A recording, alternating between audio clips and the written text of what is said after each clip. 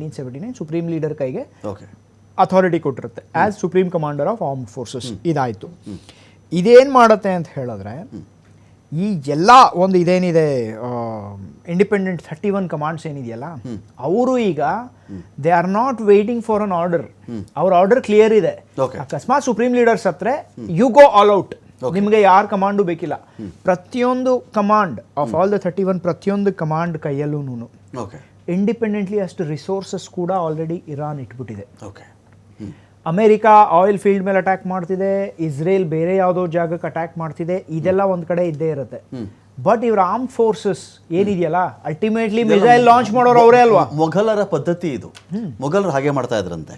ಅವರಲ್ಲಿದ್ದಂತ ಅಶ್ವಾರೋಹಿ ಪಡೆ ಅಲ್ಲೊಬ್ಬ ಒಂದು ಪ್ರಾವಿನ್ಸ್ಗೆ ಅಂತ ಹೇಳೊಬ್ಬ ಹೆಡ್ ಮಾಡ್ತಾ ಇದ್ದು ಕಾಲ್ದಳ ಇಂಥ ದಳಗಳು ಏನ್ ಮಾಡ್ತಾ ಇದ್ರಂದ್ರೆ ನಿನಗೆ ಇಂತಿಂತ ಜಹಾಗೀರ್ ಕೊಟ್ಬಿಡ್ತೀನಿ, ಆ ಜಹಾಗೀರ್ ಕಂದಾಯ ವಸೂಲಿ ಮಾಡ್ಕೋ, ಆ ಸೈನ್ಯ ನೀನೇ ಮೇಂಟೈನ್ ಮಾಡು, ಆ ಪ್ರಾಂತ್ಯದ ಏನ್ ಬರಬೇಕು ನಿಂದೆಲ್ಲ ಹಿಡ್ಕೊಂಡು ನನಗೆ ವಾಪಸ್ ಕೊಡು ಅಂತ. ಇದು ಡಿಸೆಂಟ್ರಲೈಸ್ಡ್ ಕಮಾಂಡ್ ಸ್ಟ್ರಕ್ಚರ್ ಅಂತ ಕರೀತಾರೆ. ಡಿಸೆಂಟ್ರಲೈಸ್ಡ್ ಕಮಾಂಡ್ ಸ್ಟ್ರಕ್ಚರ್ ಇವತ್ತಿಗೂ ಏನಕ್ಕೆ ಇವರು ಶರಣಾಗತಿ ಅನ್ನೋದು ಇವ್ರ ಬಾಯಲ್ಲಿ ಬರಲೇ ಇಲ್ಲ. ನಾವು ಯುದ್ಧನೇ ಮಾಡ್ತೀವಿ ಅನ್ನೋದರ ಹಿಂದಿನ ಒಂದು ರೀಸನ್ ಏನಿದೆಯಲ್ಲ ಅದು 2003 ಏನು ಅಟ್ಯಾಕ್ ನಡೀತಲ್ಲ ಅದಿದೆ.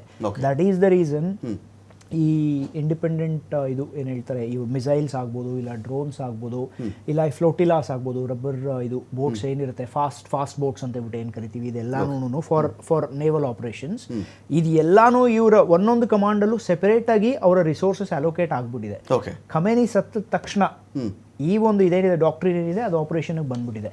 That is the reason they are just not giving up. And ಈಗ some good sense must prevail. ಈಗ ಹೆಂಗಾದ್ರೂ ಮಾಡಿ everybody should leave that place. ಅಂದ್ರೆ ಲೀವ್ ಇನ್ ದ ಸೆನ್ಸ್ ನಾನು ಹೇಳ್ತಿರೋದು ದೇಶಗಳು ಯಾವುದಿದೆ ಈಗ ಇಸ್ರೇಲ್ ಅಮೆರಿಕಾ ಅಟ್ಯಾಕ್ ಮಾಡಿದ್ರೆ ಶುಡ್ ಸ್ಟಾಪ್ ಇಟ್.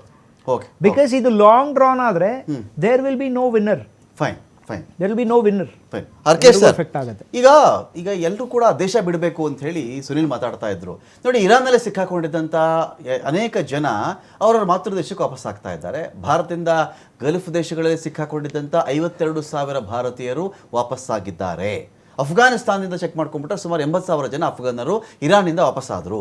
ಇರಾನಿಂದ ಪ್ರತಿದಿನ 2,000 ಅಫ್ಘನ್ನರು ಪ್ರತಿ ಸಾರಿ, ಇದು ಮೆನ್ಷನ್ ಮಾಡ್ತೀನಿ ಇದನ್ನು ನಾನು, ಗಡಿ ದಾಡ್ತಾ ಇದ್ದಾರೆ, ಕಾಲ್ನಡಿಗೆಯಲ್ಲೇ ನಡ್ಕೊಂಡೇ ಹೋಗ್ತಾ ಇದ್ದಾರೆ ಅಂತ ಇರಾನಿಂದ ಅಫ್ಘಾನ್ ಕಡೆಗೆ. ಸಿರಿಯಾದವರು 80,000 ಜನ ಅವರು ವಾಪಸ್ ಹೋದರು. ಲೆಬನಾನಿಂದ ಅವರು ವಾಪಸ್ಸಾಗಿದ್ದಾರೆ. ಇರಾನ್ ಇಸ್ರೇಲ್ ಯುದ್ಧದ ಬಳಿಕ 5 ಲಕ್ಷ ಲೆಬನಾನೀಸ್ ಅವರೆಲ್ಲರೂ ಕೂಡ ದೇಶ ಬಿಟ್ಟುಬಿಟ್ಟಿದ್ದಾರೆ. ಇರಾನ್ ಮತ್ತು ಇಸ್ರೇಲ್ ತಮ್ಮ ವಾಯು ಪ್ರದೇಶವನ್ನು ಸಂಪೂರ್ಣವಾಗಿ ಮುಚ್ಕೊಂಡ್ಬಿಟ್ಟಿದ್ದಾರೆ. UAE, ಖತಾರ್, ಕುವೈಟ್ ವಾಯು ಪ್ರದೇಶ ಮುಚ್ಚಿದ್ರಿಂದ ವಿಮಾನಗಳು ರದ್ದಾಗ್ತಾ ಇವೆ. ನನ್ನ ಪಾಯಿಂಟ್ ಇಲ್ಲಿ ಏನು ಅಂತ ಹೇಳಿದ್ರೆ ಸರ್, ಭಾರತಕ್ಕೆ ಒಂದು ನಷ್ಟ ಆಗ್ತಾ ಇದೆಯಲ್ಲ. ಡೊನಾಲ್ಡ್ ಟ್ರಂಪ್ ಕೆಮ್ಮುದ್ರು ಆಗುತ್ತೆ, ಅಲ್ಲಿ ಉಕ್ರೇನ್ಗೆ ಝೆಲೆನ್ಸಿಗೆ ಏನೋ ಸಮಸ್ಯೆ ಆದರೂ ಭಾರತದ ಡಾಲರ್ ಎದುರುಗಡೆ ಭಾರತದ ರೂಪಾಯಿ ಒಂದು ಕಡೆ ಬಿದ್ದು ಹೋಗುತ್ತೆ. ಇದ್ರ ಮಧ್ಯೆ ಆಲ್ರೆಡಿ ಎಲ್ಲ ಚೆನ್ನಾಗಿದೆ, ಏನೂ ಸಮಸ್ಯೆ ಇಲ್ಲ, ನಿಮಗೆ ಸಿಲಿಂಡರ್ಗಳು ಸಿಗ್ತವೆ, ಇದೆಲ್ಲದರ ಆಚೆ ಚೆಕ್ ಮಾಡ್ಕೊಂಡ್ಬಿಟ್ರು ಕೂಡ ಸರ್ ಹೋಟೆಲ್ಗಳು ಕ್ಲೋಸ್ ಆಗ್ತಾ ಇದೆ, ಜನಗಳು ಕ್ಯೂ ನಿಂತ್ಕೊಳ್ತಾ ಇದ್ದಾರೆ ಅಂತ ಹೇಳಿ. ಸೊ ಈ ಸಮಸ್ಯೆಗಳಿಗೆ ಪರಿಹಾರವನ್ನು ಭಾರತ ಕಂಡುಕೊಳ್ಳಿಕ್ಕೆ ಸಾಧ್ಯ ಇದೆಯಾ? ಆಲ್ಟರ್ನೇಟ್ ರೂಟ್ ಕಂಡುಹಿಡಲಿಕ್ಕೆ ಹೊಸ ವಾಸ್ಕೋಡಿಗಾಮ ಏನಾದರೂ ಬರಬೇಕಾಗತ್ತಾ? ಈಗ ಒಂದು ವೇಳೆ ಅವನು ಬಂದರೂ ಕೂಡ ದರಗಳಲ್ಲಿ ಜಾಸ್ತಿ ಆಗಿಬಿಡುತ್ತಾ ರೂಟ್ ಸುತ್ತಿ ಬಳಸಿ ಬರೋದ್ರಿಂದ?